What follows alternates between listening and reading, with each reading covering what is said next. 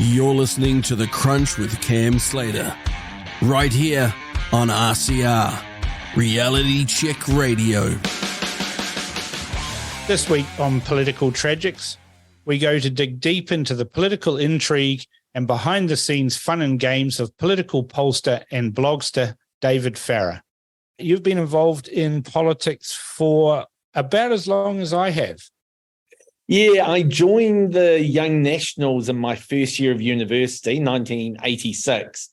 And I wasn't really intending to, but they advertised a meeting with Lockwood Smith.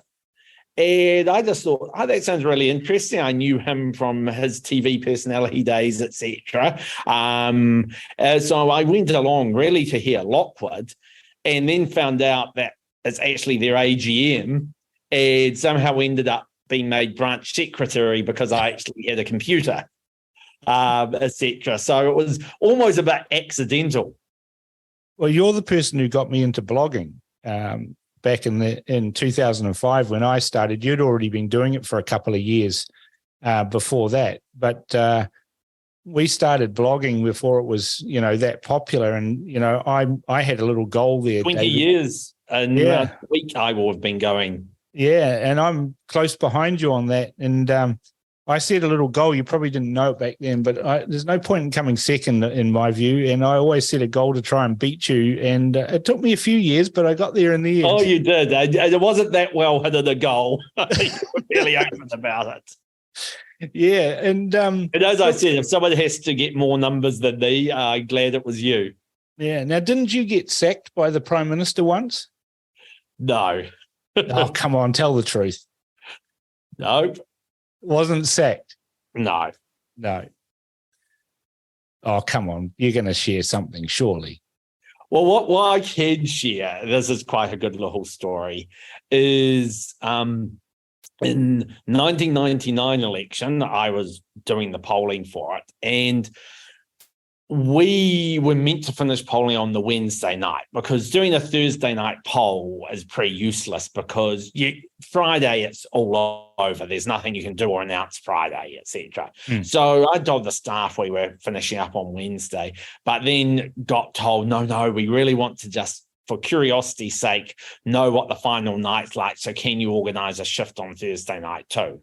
So I said, okay, we'll do it. So we had the staff party and the polling that night. And it came out that National was around 8% behind Labor, which happens to also be the exact amount that the election result was. But the campaign manager was Jeff Grant. And when he called me up, normally I do a written report, but this time it was just give us the number. So when Jeff called me up, I thought, I don't want to depress them too much. I'll just say, it was around 6% because, I just thought cushions the blow a wee bit. And Jeff says, thanks. And then I'm with Jeff, and then his phone goes, and it's Murray McKay. And Murray's asking Jeff, how's the polling looking? And Jeff goes, we're around 4 or 5% behind, etc. And so he cushioned the blow a bit. And then the next morning at the 5 or 6 a.m. meeting, we're there and the Prime Minister's there. And which was Jenny Shipley at that time. It was Jenny Shipley. And she goes, Murray, how was the polling last night? And Murray goes, we're only 2% behind. We should win. So I'm sitting there thinking, oh, my goodness. And I've told this story to a few people, including, and she's not a great friend of yours, but I think you'll enjoy this. I mentioned this at some stage to Michelle Bogue just before the 2002 election, and Michelle made me repeat this story to the entire campaign committee so that they would know this is not to happen this time. There is to be no cushioning the blow. And as you probably know, 2002, the blow was so bad it couldn't be cushioned. No, there's no way you can mitigate that disaster. No. Now, I don't know if you want to share this, but you were the numbers man for Bill English once, weren't you? It's an interesting one there. I wasn't quite the numbers man, but I was very involved with helping with the numbers with his the coup that Don Brash led against him. And what happened is we had the numbers. And so we went out that night and we went to the backbencher to celebrate. So it was the Brat Pack and me and a couple of others having drinks there, etc.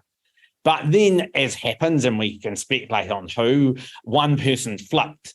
And I was a staffer in the leader's office at the time, right? I was also a national activist, but I was a staffer. I worked for the leader. Yeah. And they have the caucus, and to pretty much everyone's surprise, Don Brash walks out first, and they've announced he's the leader. And everyone's pretty stunned, etc. And this is pretty big. Anyway, I kick into professional gear. I work for the leader. Doesn't matter what my opinion was. So I end up spending quite a bit of time with Don that afternoon saying, look, this is what we need to do. I've already changed the website. We need to do a photo shoot. We need to get you business cards. We need to do this, that, etc. And I also knew Don. I thought Bill should have stayed on, but I had huge respect and time for Don too. So it wasn't personal. But anyway, so I spend the afternoon with Don, and at the end of it, he goes, oh, you've been so great, David. You've been so good. Look, why don't you come watch the 6 o'clock news with me and Gillan? I go, oh, that'd be great. And we're seeing the office. It was pretty much only the three of us. Maybe there was one or two other people. Yeah. And of course, it's the lead item. But around 2 minutes into the item, TV1 News has, meanwhile, the English camp had premature celebrations last night. And there's me with Bill English and the Brat Pack drinking in the backbencher, obviously celebrating. That's a little awkward. Through the window from outside. And you can imagine, like, Gillan's looking at the TV screen, looking at me, thinking, how is this there? Huge credit to Don Brash. He kept me on staff. Oh, he was a consummate professional, but of course he was the first person to get nobbled in the National Party by Nicky Hager. You've got some thoughts about how he managed to get all those emails, don't you?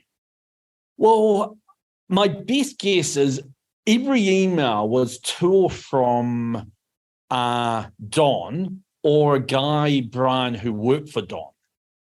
And my guess is that someone got into Brian's laptop somehow. This wasn't a inside job, where someone noble was printing out their own emails. Someone deliberately got into a laptop, copied the emails. You could probably do it in 2 minutes, etc., and leak them through. Because I can't believe there's a single national MP or staffer who, even if you thought, I'm not a big Don Brash supporter, you wouldn't go give information to Nicky Hager. You give it to the media or something. Yeah, and of course, Nicky Hager used criminal means to get at me and you and everybody else as well with dirty politics. Yeah, I had a spy, it seems, put into my office because there were documents taken from my office that turned up in one of his books. And there's no way that a random staffer happened to just think, oh, I'll take these home and, oh, who might I give them to? Oh, Nicky. It's obviously he got someone to go into my office and take a job there. So, 2005, Nicky Hager had an impact in the election. 2014. Well, he helped get national majority. Well, that's right. 2014, he again came into the election campaign with dirty politics, and National increased its vote. That's the one I mean, sorry, yes. Yeah. I hear he's planning something for this election. Do you think it'll have a positive impact on the victims of his book? He never ever talks to the victims of his book. Well, all I'll say is his last book resulted in a commission of inquiry led by a former Prime Minister and Attorney General and a former Supreme Court Justice. So you can't get much higher than that. And their conclusion is the principal allegations in the book are incorrect. So that's on the record. Supreme Court judge, former Attorney General and PM, looked into everything, heard months of it. His next book, let's just say, I hope you won't need a commission of inquiry to reach the same conclusion. Well, you and I were subject of the Dirty Politics book, and, having read the book, it shows the fevered imagination of a conspiracy theorist in reality. I mean, he was ascribing all sorts of nefarious activities that you and I were supposed to have been up to for some sort of agenda And I think he just failed to understand that you and I do what we do for sheer entertainment. There's no actual agenda. And, remember when Helen Clark's husband, Peter Davis, wrote about you saying that you're fomenting happy mischief. And I thought that was a perfect description about what we used to do back then. And it was all just really for laughs and giggles. And they thought it was all serious. And, like there was things about, the Prime Minister directed Cameron Slater to do this and do that. If they had heard the phone calls that I'd had between me and Jason Eade, sometimes when he'd ring me up and say, Cam, you need to take down that post. The boss is really upset about that. And I'll just say, well, tell the organ grinder to ring. I don't want to speak to the monkey. And that's the sort of way that I treated phone calls from anybody in the National Party back then. And I imagine by that stage you were the same as well. You were kind of out of the party, not had anything to do with it officially in any sort of capacity other than you were the pollster. And we were just writing what we thought. And it was bizarre. Anyway, it's what happened. And I guess it helped make us more famous than we already were. It did. Now, let's have a quick, a few bullet points on some of the key things that you get asked as a pollster. Like, I imagine you get questions about what does the margin of error mean? Yeah, look, margin of error, on a poll of 1,000, it's 3% for the big parties. And all that means is, look, if it says Labor's on 45%, it means they're actually probably somewhere 95% confident they're between 42 and 48%. So if the polls are really close, like in the New Zealand polls, it's saying actually, it's so close, either party could actually be ahead. If there's a 20% gap, like we're going to talk about in the Northland poll, then the margin of error can't affect the result. Basically, you've got so large gap. So really the margin of error is just saying if it's really close to each other, you can't put too much weight on it. What about sample sizes, David? Does that make a huge difference? Like, is it better to have 10,000 people polled, or do you get the same sort of number with 400 or 500 or 1,000? Yeah, look, at 1,000, it's a 3% margin of error. If you did, I have to check the exact numbers, but I think if you go up to 1,500, it's still a 2.5% margin of error, and it's really not worth doing an extra that. 1,000's the gold standard, basically. There. If you go much under 500, the margin of error is getting over 5%, and that's getting, a bit too much for those close results. So generally, most polls will be between, say, 400 and 1,000 people. Right. So if you say polling of 400 people and you've got a clear result of 20% difference, the margin of error you've just said is largely irrelevant. There's almost no point in polling an extra 400 people because you're going to end up with the same sort of numbers. Is that what you're saying? Only reason you might poll more is if you want to place a lot of reliance on the breakdowns by gender and age. Because a 400 poll, then you've got 200 women, 200 men, that's getting like a 7% margin of error. So if you're a political party, you'll probably do bigger samples because they do need to know how are we dealing with men, women under 40s. But if it's a media poll, actually that top line figure is still quite robust. The polls seem to show that at the moment, well, it might be slightly different with all of this, Kerry Allen stuff impacting the government. But let's just put that to one side. The latest polls show that it's almost harder to pick than a broken nose. Would you agree with that at the moment? When I speak to groups around New Zealand, I say, look, the short answer is it's very close. The long answer is it's very, very, very close. Right. No poll for the last 18 months has had either bloc get more than 62 or 63 seats out of 120. You need 61 to 1.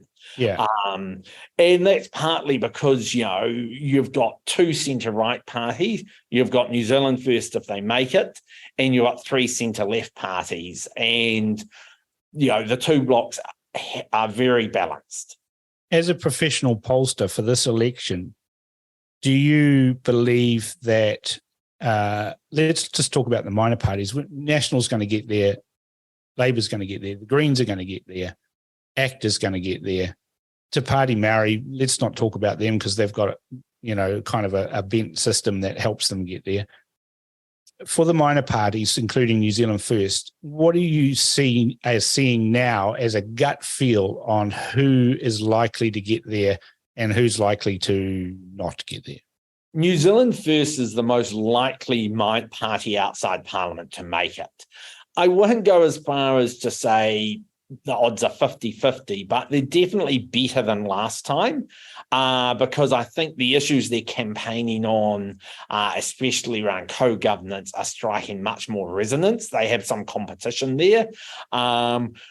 My general rule of thumb is, look, if Winston goes into the election with a public poll showing him at 4% or above, he'll make 5% because we know he campaigns well. Yep. If he's below 4%, the challenge for them is going to be that sort of relevance, wasted vote, etc. So I think the public polls over the next 2 months will be quite important, but he's definitely got the best, and you could almost say the only chance of making it from the parties that are not there at the moment.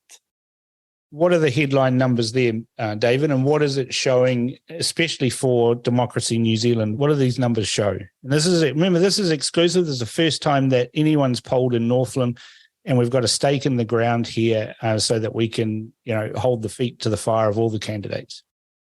Yeah, well, on the candidate vote, we can talk about the party vote also, of course, but you've got Grant McCallum, the national candidate's at 38%.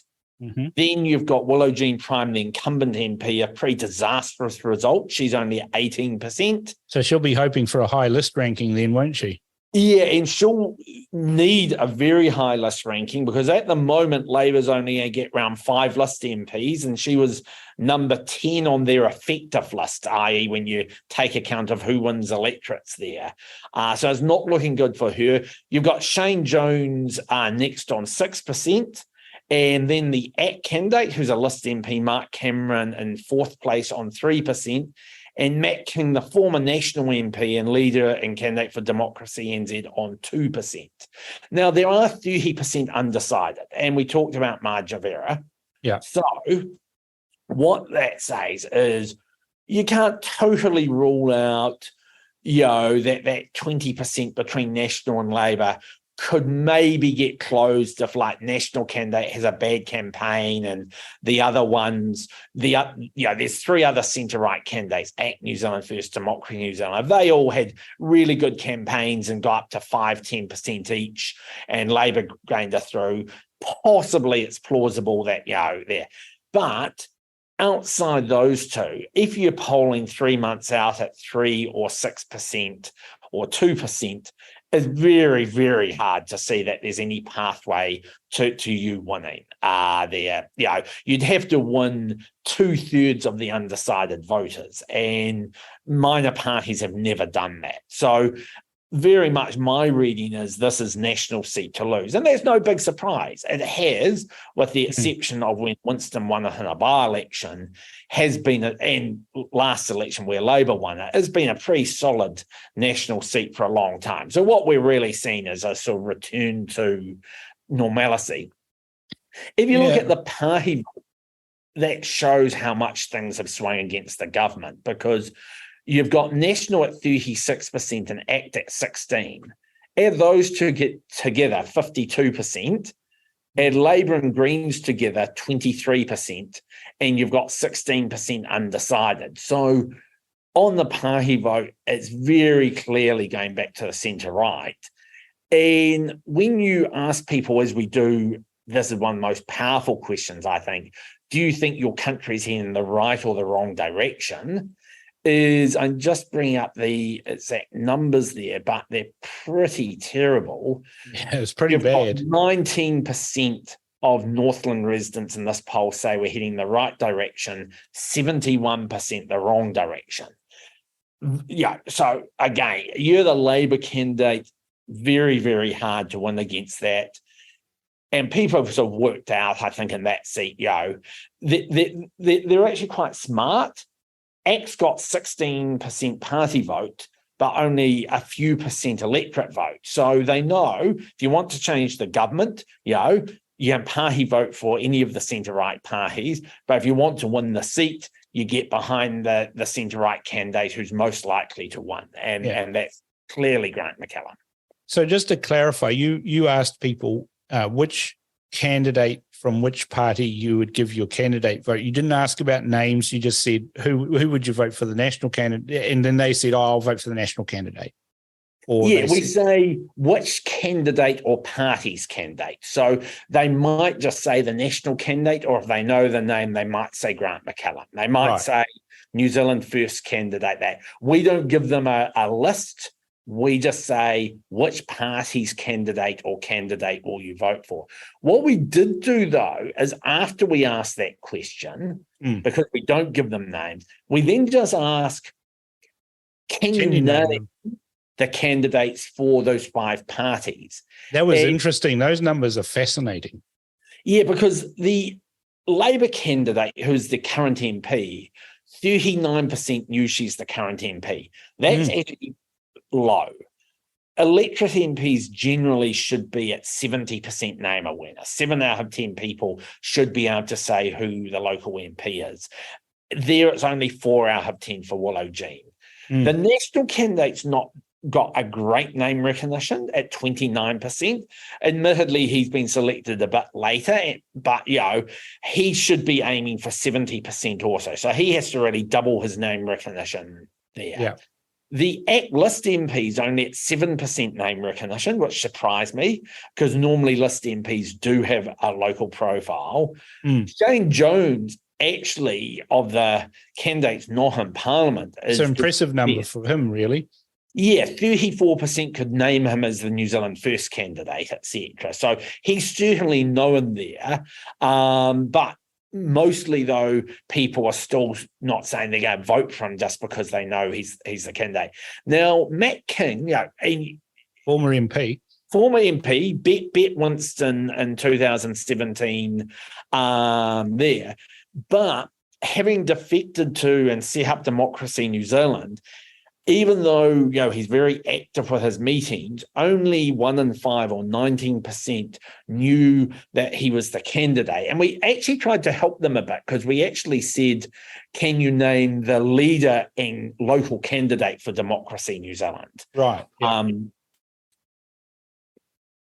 Yeah. So he's half of Shane Jones. I found those numbers fascinating, and I was talking to Morris Williamson offline earlier, and he said to me when he first got selected in Pakuranga for the election there, that he spent 6 months going to basically the opening of every envelope and public meetings and getting in the local paper, and the entire team worked 24/7 to get the name awareness out. And he had this big meeting with the committee and said, we've done an amazing job. We're going to do some polling on name recognition. I expect our name recognition to be massively up there.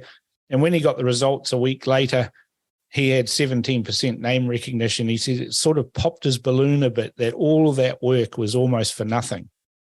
Look, it is hard work. Some candidates, are at 10, 12% name recognition. And the challenge is they're now in the last 90 days, which means they've got a spending cap. Yeah. I always think you should select candidates the year before the election. And from January through to 3 months before, you should be spending 50 to 75,000 at least on name recognition, public meeting billboards, mail drops, door knocking, turning up to all the meetings, etc. For it really does make a big difference.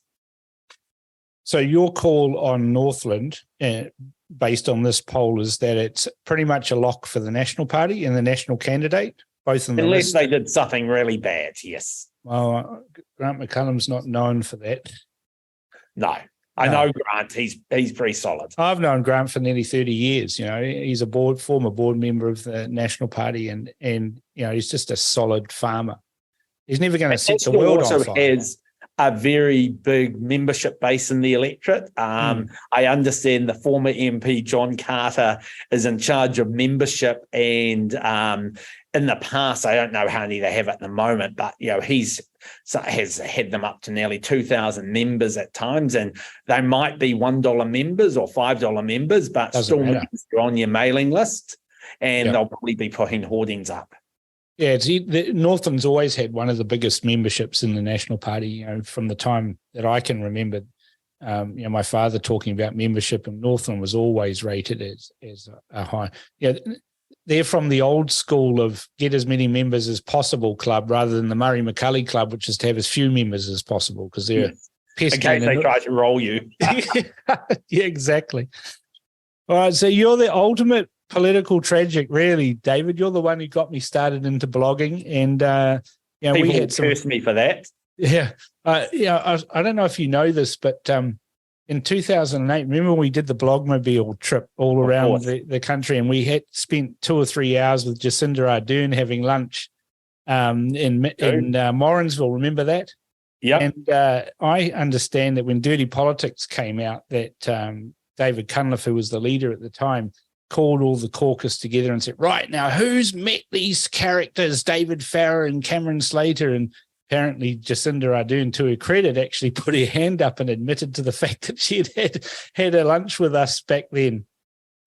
So I thought that was funny. I was told that by several Labour Party caucus members, and I challenged them and said, well, you've had something to do with me. Did you put your hand up? And they said, oh, hell no. Thank you for coming on The Crunch with me today, David, and sharing the numbers about the Northland poll. And I look forward to touching base on some other polling questions closer to the election. Looking forward to it also. Fantastic. Thank you. As you can see, David had some good insights there into the challenges for both Matt King and Shane Jones in Northland. The margin of error is irrelevant here, as the gap is too large for that to take into account. And it would be a miracle, really, on these numbers to defeat the current national candidate, Grant McCullum. This is The Crunch with Cam Slater. Conversations with a side of controversy, right here on RCR.